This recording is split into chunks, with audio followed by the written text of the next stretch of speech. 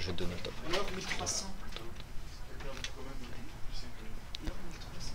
Bonsoir à tous, je m'appelle Alexandre Goudergue, est-ce que vous m'entendez bien? Alors, je travaille en tant que business analyst chez FXIM Pro à Londres, qui est la partie institutionnelle d'FXIM. Et en quelques mots, je suis en charge d'analyser l'activité de trading de nos clients sur nos différentes plateformes afin d'améliorer et optimiser leur expérience de trading. Cela passe notamment par l'analyse de la liquidité, des spreads, des volumes, etc. Étant de passage à Paris cette semaine, j'ai pu rencontrer les différentes équipes FXIM et DailyFX. Et l'équipe DailyFX m'a proposé en fait de réaliser ce webinaire pour présenter les résultats de recherche que j'ai effectués sur le VIX et l'analyse technique. Mes recherches portent sur l'utilisation du VIX en analyse technique, plus précisément, et notamment sur la comparaison de la profitabilité des règles de trading utilisant le VIX.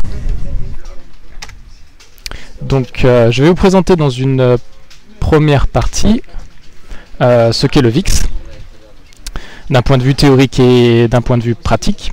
Ensuite, je vous présenterai l'étude que j'ai menée ainsi que les résultats obtenus. Et en dernière partie, je vous montrerai les effets des politiques monétaires et notamment du QE sur le trading et sur les résultats de mes stratégies. Alors, qu'est-ce que le VIX? Alors le VIX n'est rien d'autre que la volatilité implicite sur le S&P 500. Elle prend en compte la volatilité utilisée lors du pricing des options sur le S&P 500, qui est un indice action américain qui représente en réalité 80% de la capitalisation boursière des entreprises américaines. Et donc cet indice prend en compte un large panel d'options, call and put, qui vous donne la possibilité d'acheter ou de vendre l'indice S&P 500.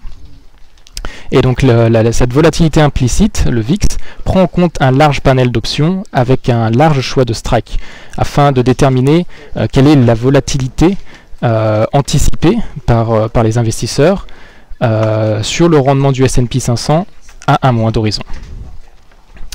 Donc en d'autres termes, le VIX représente les attentes du marché en termes de variation du rendement du S&P 500 sur un mois. Si on prend un exemple, par exemple, au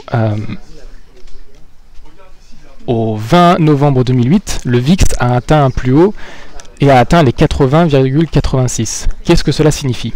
En réalité, cela signifie que les investisseurs anticipaient une baisse ou une hausse du S&P 500 à l'horizon d'un mois de 23,34%.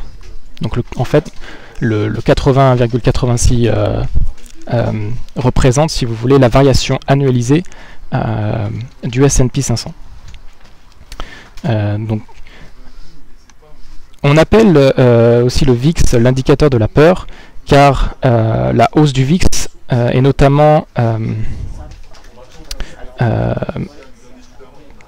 comment dire, la hausse du VIX est souvent considérée lorsque le marché action chute de façon significative.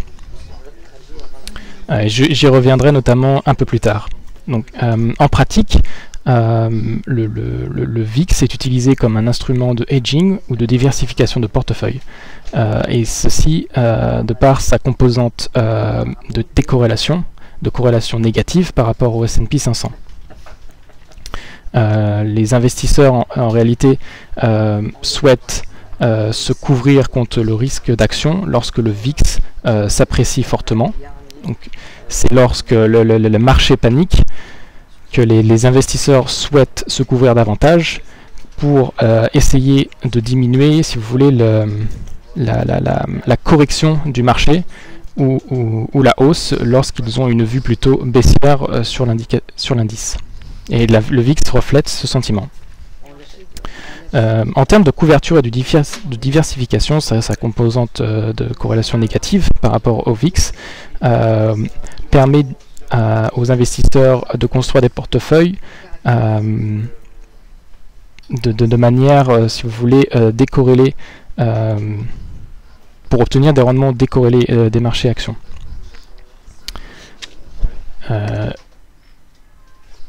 Alors, ce graphique représente l'évolution du VIX et du S&P 500 à partir de 1990. Et vous pouvez donc constater que lorsque le S&P 500 obtient des chutes, si vous voulez, lorsque le S&P 500 se corrige à la baisse, le VIX tend à s'apprécier fortement. Donc vous voyez les pics de VIX lors de crash, si vous voulez, boursier, par exemple dans les années 98 avec le fonds américain LTCM, lorsque lors de l'éclatement de la bulle Internet aux États-Unis dans les années 2000, et le crack le plus significatif lors de la crise des subprimes, où, comme je vous le disais précédemment, le VIX avait atteint ses plus hauts historiques.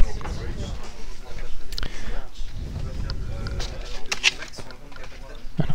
Comme je vous le disais, le S&P 500 et le VIX ont une relation dynamique.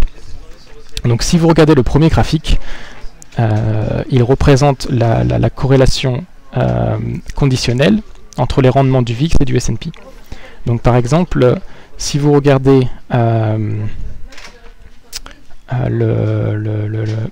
donc la barre tout à droite qui représente le niveau de corrélation entre le VIX, entre les rendements du VIX et les rendements à la semaine du S&P 500, on voit que la corrélation négative est beaucoup plus faible lorsque le marché action surperforme, le marché action performe de plus de 4%. Et la corrélation est d'autant plus négative, elle se renforce lorsque le S&P sous-performe avec des rendements de moins 3, moins 2, moins 4%. Le graphe ci-dessous représente la corrélation à 30 jours entre le VIX et le S&P, donc entre le rendement du VIX et le rendement du S&P. Donc vous voyez que cette corrélation est très dynamique et qu'elle fluctue sur une bande de moins 1 à 0 de manière très forte.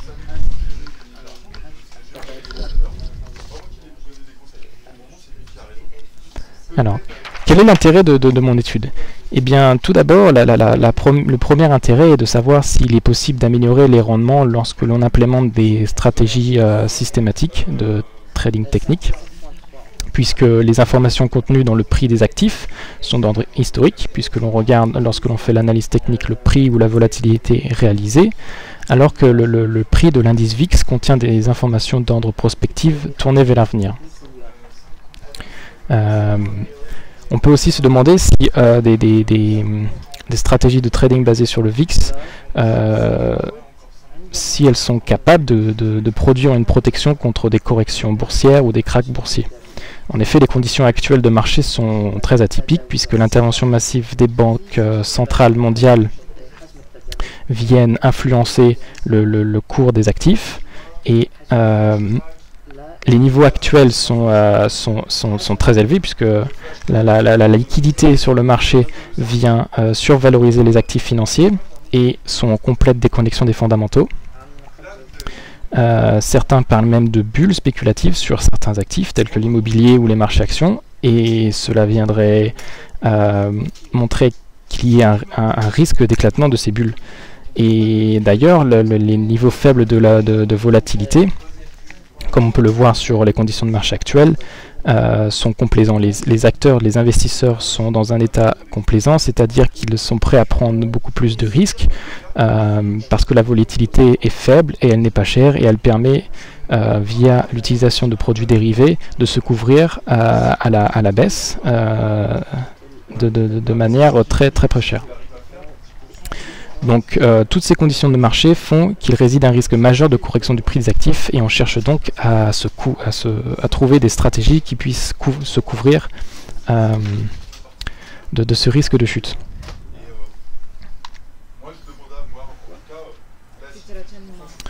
Alors quelle méthodologie ai-je utilisée pour conduire mon étude? Eh bien, j'ai commencé par définir 3 tests. Ces 3 tests sont définis par 15 règles de trading techniques que vous pouvez trouver au point numéro 3, qui sont le filtre à 1, 2, 5 et 10%, les moyennes mobiles, simples et exponentielles, la bande de Bollinger et le RSI sur différents niveaux. Donc j'ai défini 3 tests. Le premier test est basé sur les prix de l'indice VIX, donc l'analyse technique se fera sur le VIX. Le deuxième test porte sur l'indice du S&P 500. Et le troisième test porte sur l'indice S&P 500 de même, mais avec une légère condition.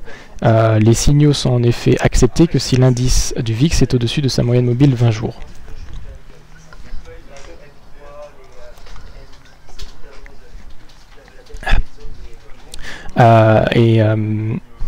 J'ai aussi appliqué ce test sur 3 différentes sous-périodes, afin de voir s'il y a des conditions de marché et des tendances sur le marché action et le VIX qui viennent influencer la capacité des règles à générer du rendement. Donc vous voyez que la première sous-période part de 99 jusqu'à la fin 2003. La seconde période porte sur l'année 2004 jusqu'à mi-2009. Et la sous-période 3 porte sur mi-2009 jusqu'au 13 mai. Alors, quels sont les résultats? Eh bien, donc, sur le premier graphe, vous vous rendez compte du rendement en excès généré par les différentes règles de trading technique en excluant les coûts de transaction. Le graphique 2 représente les rendements en excès de ces mêmes stratégies, mais en incluant les coûts de transaction. Donc vous pouvez voir que lors des tests où les coûts de transaction ont été exclus, certaines règles de trading, notamment basées sur le test 1, dans lequel nous appliquons l'analyse technique sur le VIX, génèrent des rendements en excès de celui de marché, de manière assez conséquente. Mais lorsque nous incluons les coûts de transaction, celles-ci subissent des pertes, et seules 3 règles ont été en capacité à générer des rendements en excès de celui de marché. Et ces 3 règles sont le filtre à 10% lors du test numéro 1, ainsi que le RSI avec des niveaux à 40 et à 60, toujours sur le test numéro 1, et finalement le RSI à 30-70 sur le test numéro 3. Lorsque l'on regarde d'un peu plus près les rendements des positions acheteuses et positions vendeuses lors du test 1, on se rend compte que 46% des positions acheteuses et vendeuses ont généré un rendement positif. Ce taux se trouve encore plus faible lorsque l'on prend le rendement des règles de trading du test numéro 2, où nous appliquons l'analyse technique sur le S&P 500, et elles sont encore plus négatives, aux alentours de 20 à 16% lors du test numéro 3. Et lorsque l'on regarde le rendement moyen généré par position, en moyenne, les positions acheteuses du test 1 sont positives et ont généré en moyenne 1%, alors que les positions, elles, vendeuses, n'ont pas généré de rendement positif, mais ont généré des rendements négatifs, donc des pertes, à hauteur de moins 0,4%. Lorsque l'on regarde les rendements générés par les règles lors du test numéro 2, celles-ci sont négatives. Et la situation est un peu plus mitigée lorsqu'il s'agit du test numéro 3, puisque le rendement moyen par position acheteuse est de l'ordre de 4,5%, alors que le rendement moyen des positions vendeuses sont négatives à 5%. Donc en général, les règles de trading technique basées sur le VIX, ou qui a une composante prenant en compte le VIX, ces règles ont davantage de capacité à générer des rendements en excès que celles qui sont simplement basées sur le S&P 500. une autre petite information par rapport au rendement du filtre lors du test 1, lorsque nous excluons les coûts de transaction. On voit que celles-ci ont généré plus de 50% de rendement en excès, et ceux-ci ont été négatifs lorsqu'on a inclus les coûts de transaction. Pourquoi cela? Eh bien parce que le VIX, si vous voulez, a un écart type journalier de 6,3%. Donc c'est-à-dire qu'en moyenne, chaque jour, le VIX fluctue de 6%. Donc lorsque nous implémentons des stratégies de trading techniques basées sur le filtre à 1, 2 et 5%, les signaux qui sont envoyés par le VIX ne sont plus fiables. Elles ne génèrent pas assez de profit net lorsque l'on inclut les coûts de transaction, ce qui fait que les stratégies accumulent les pertes et finissent par avoir des pertes massives lorsque la période d'expérimentation se termine. Donc voici les résultats en fonction de sous-période. Et il est intéressant de noter ici que la période 3, qui est en vert, donc il est intéressant de noter que durant cette période 3, les règles de trading technique ont majoritairement subi des pertes à 93%, alors que le rendement pouvait être positif ou moins négatif lors des périodes 1 et 2. Donc cela montre que les pertes sont conséquentes durant la période 3 et elles sont anormales relativement aux deux premières sous-périodes.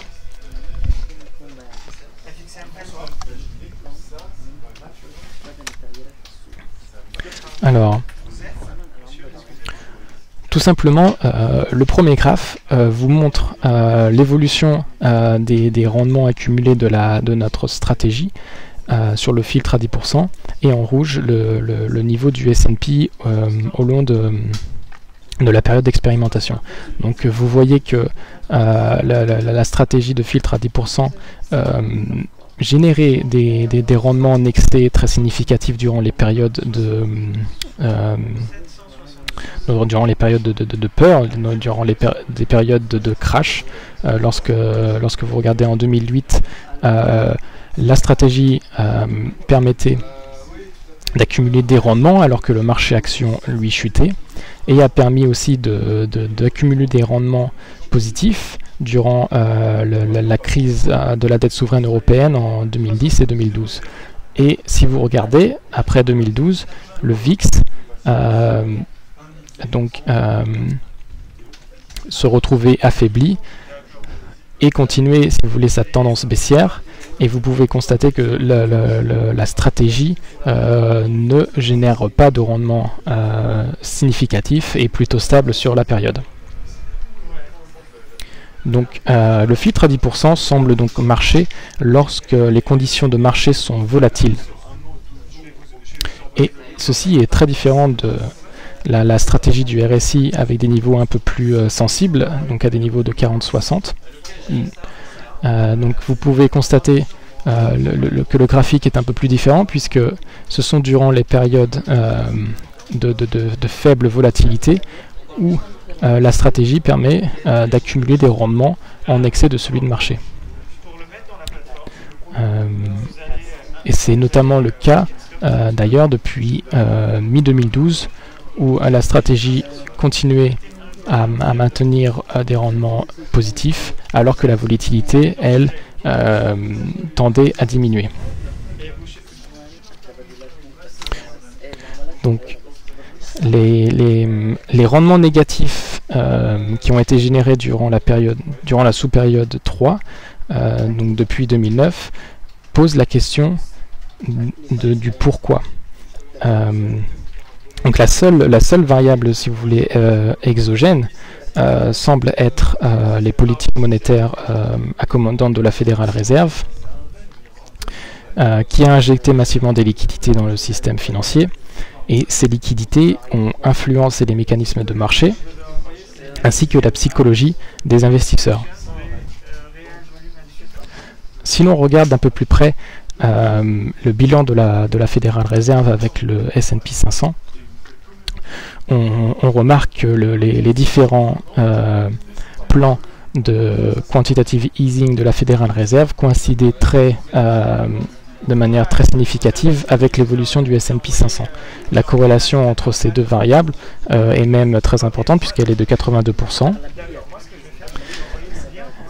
Et elle tend du coup à modifier, si vous voulez, la psychologie des investisseurs, puisque lorsque la Fédérale Réserve implémente ces programmes d'achat d'actifs, elle dit clairement au marché qu'elle est là pour supporter l'économie, ainsi que les pressions inflationnistes sur les actifs, puisqu'elle en fait, elle cherche à créer de l'effet richesse.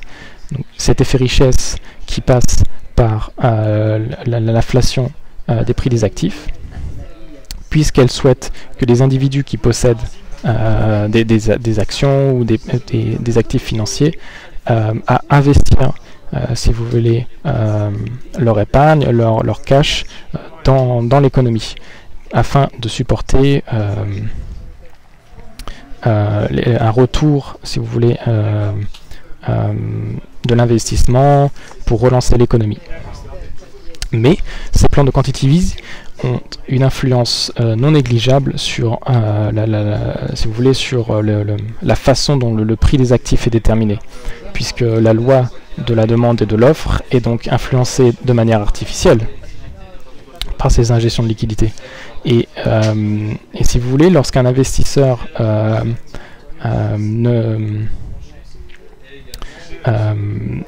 ne souhaite pas être long sur le S&P 500, se retrouvera, s'il est short, face à la Banque centrale qui, elle, supporte de manière significative le S&P à la hausse. Donc c'est pour ça là que les investisseurs se retrouvent confrontés à un choix décisif de faire ce que la Fédérale Réserve souhaite, c'est-à-dire être long sur le marché. Donc si vous regardez le graphique numéro 2, celui-ci vous montre la corrélation entre les rendements du S&P 500 et ceux d'autres actifs financiers majeurs. Et l'on constate que durant la période 2008 à 2014, la corrélation entre le S&P et les différents actifs est devenue beaucoup plus forte que durant les périodes précédentes.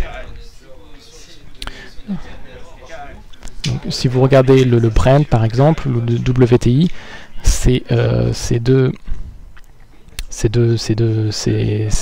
actifs avaient des corrélations soit faiblement positives ou alors faiblement négativement corrélées, se sont retrouvés justement très corrélés avec le S&P 500 depuis 2008.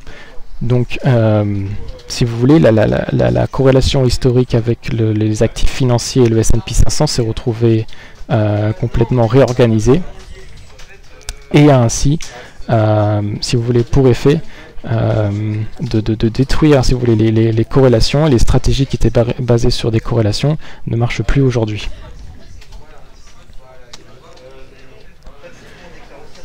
Il y a aussi un autre effet intéressant du QE, c'est notamment sur la gestion du cash par les entreprises. Donc en effet, avec des taux d'intérêt très faibles, les entreprises sont incitées à accumuler du cash, et puisque l'environnement n'est pas encore tout à fait enclin à une reprise très forte, les entreprises sont assez réticentes pour investir. Elles cherchent donc à racheter leurs actions, puisque ce cash ne sert pas à investir, en tout cas de manière très significative dans l'économie. Donc les achats de buyback qui servent à racheter les actions par les entreprises elles-mêmes viennent supporter les actions à la hausse. C'est ce que l'on voit par exemple sur le graphe numéro 1, où alors en bleu vous vous avez l'indice du S&P 500 et en rouge l'indice du S&P 500 buyback. C'est un indice qui prend en compte les 100 entreprises de l'indice qui ont subi le plus de rachats par leurs entreprises. Et ces entreprises, cet indice a superformé l'indice classique du S&P 500 par 50% depuis 2006.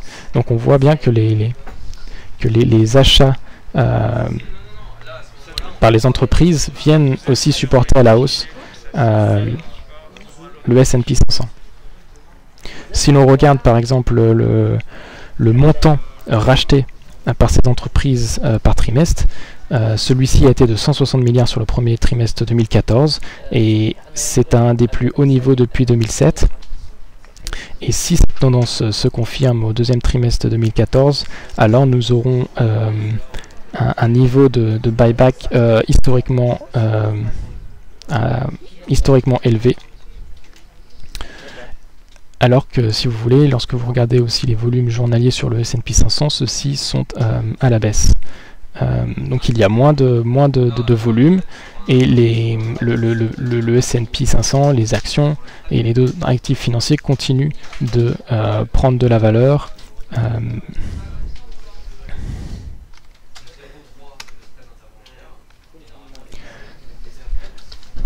Les effets du QE ont aussi un effet non négligeable sur l'environnement de trading, puisque comme on le voit sur le graphique numéro 1, la volatilité implicite sur le VIX et sur le CVIX, donc le CVIX est la volatilité implicite sur un panier de devises, celle-ci se retrouve à des niveaux très faibles, il y a des niveaux que l'on n'avait pas vus, qu'on avait vus justement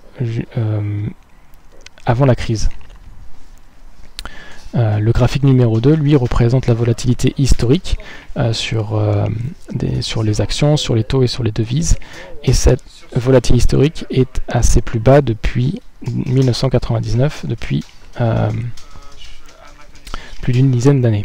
Donc la volatilité implicite est à des niveaux bas, ce qui signifie que les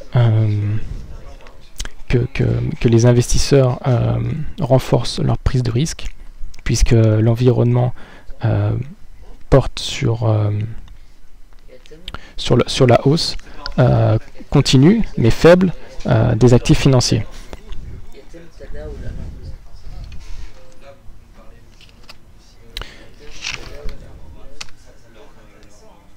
Alors, qu'en est-il aujourd'hui? Eh bien, mon collègue Vincent Gann vous a ici créé une analyse sur le VIX ce matin. Donc, comme nous le voyons sur ce graphique, la Fédérale Réserve a hier annoncé qu'elle réduisait encore de 10 milliards son programme d'achat. Donc, elle cherche à normaliser sa politique monétaire. Et ceci a pour conséquence un retour de la volatilité, comme on avait pu le voir ces derniers jours. Cependant, avec la forward guidance, elle continue à garder ses taux d'intérêt à des niveaux très très faibles sur une période de temps encore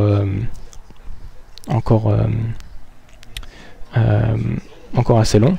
La volatilité donc continue de se réduire, et si elle retrouvait ces niveaux planchers de 2006 à 2007, on pourrait alors peut-être revoir à la hausse la volatilité et des rendements de fait du marché beaucoup plus forts. Alors, nous allons maintenant passer à la série des questions. Alors, prendre un verre d'eau.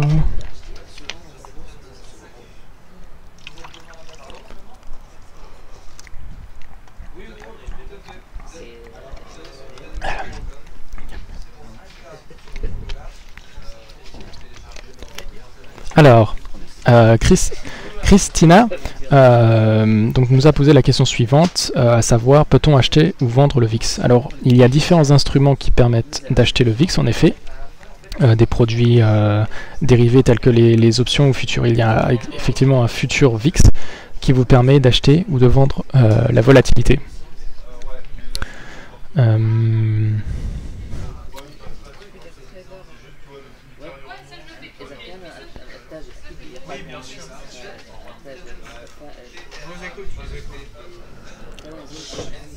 Alors, la corrélation entre le VIX et le S&P étant dynamique, comment se hedger de manière optimale avec le VIX? Eh bien, en fait, il est très challenging de se hedger avec le VIX, puisque dans les périodes où le VIX est à la baisse, lorsque vous êtes long du VIX, vous pensez que la volatilité va revenir. Dans des conditions actuelles de marché où les banques centrales européennes supportent le marché, le VIX, la volatilité a tendance à baisser. Ce qui fait que vous perdez chaque jour un peu d'argent et vous attendez ainsi un retour de la volatilité qui peut ou non, si vous voulez, se réaliser à court terme.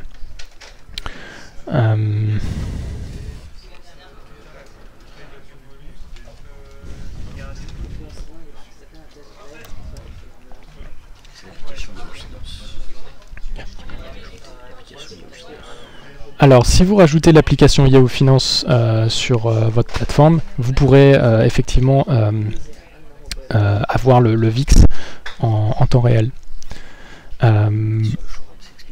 Et c'est expliqué sur le forum.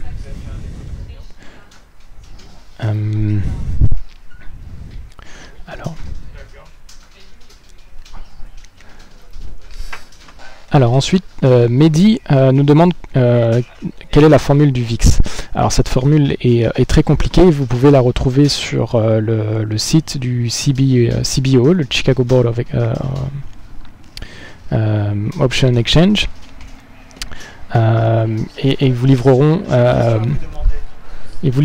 la formule spécifique qu'ils utilisent pour le VIX. Oui, d'ailleurs, je me rappelle d'une information assez intéressante. Si vous voulez, dans des conditions où le marché action continue de s'apprécier, souvent cela signifie que l'économie repart, qu'il y a de la croissance. Mais lorsque l'on regarde le marché des obligations, on s'aperçoit que l'histoire est tout autre, puisque lorsque les taux d'intérêt sont à des niveaux très faibles, c'est que nous sommes dans un environnement encore de récession, puisque les banques centrales cherchent à inciter tous les agents économiques à investir, à prendre leur épargne et à l'investir dans l'économie. Et lorsque vous avez ces deux signaux contradictoires, on ne sait pas trop comment si vous voulez, se positionner. Puisque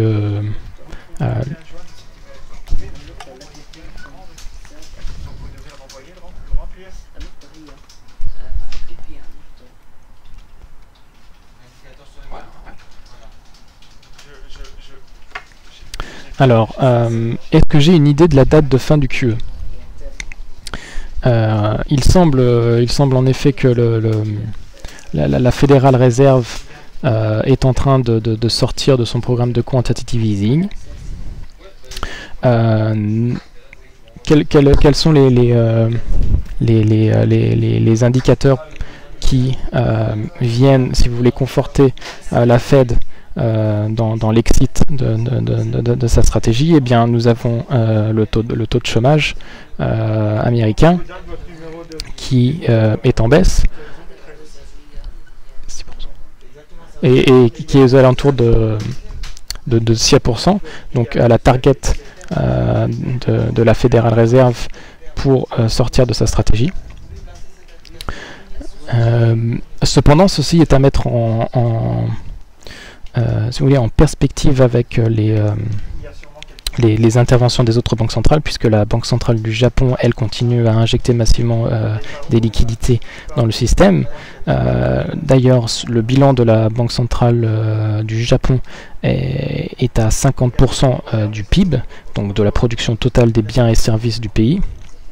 Celles de la Banque centrale européenne et de la Fed sont équivalents à 20% du produit intérieur brut respectif de leur zone économique.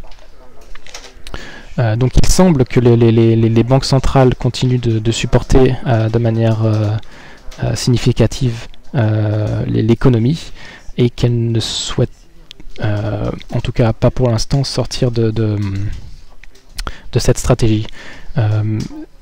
Donc cela a une conséquence sur le trading, puisque la psychologie des investisseurs sera différente, puisque la Fed et les autres banques centrales européennes indiquent qu'elles sont présentes pour continuer à injecter des liquidités, et lorsque les flux d'achat sont constants sur une période donnée, les investisseurs continuent d'être longs sur les actifs.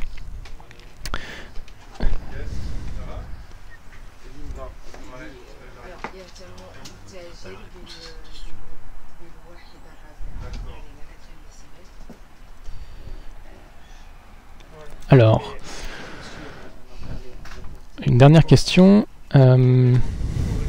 Lorsqu'un président d'une banque augmente ses taux, la paire de devises devra-t-elle monter? Eh bien, ceci n'est pas systématique, puisque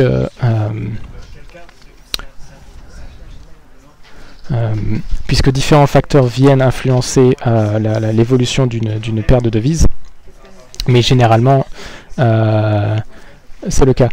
Si l'on regarde, si vous voulez, la paire euro-dollar, la BCE continue à supporter l'économie. Elle a pris notamment de nouvelles mesures beaucoup plus expansionnistes. Elle a réduit certains taux d'intérêt clés. Et ceci avait fait apprécier la paire de devises, mais elle s'est ensuite dépréciée parce que la Banque centrale, parce que la Federal Reserve, elle continuait à injecter des liquidités. Donc, lorsque vous avez des taux d'intérêt faibles, comme on a aux États-Unis, aux équivalents de 0%, c'est l'impression de liquidité qui fait que la Federal Reserve injecte des liquidités, qu'elle crée de la monnaie. Et la création de monnaie, lorsque vous augmentez la masse monétaire dans un pays, va avoir forcément une répercussion sur la relation avec une autre paire. Donc tant que la Federal Reserve continue d'imprimer, le dollar continuera à se déprécier, ceteris paribus, au niveau des devises.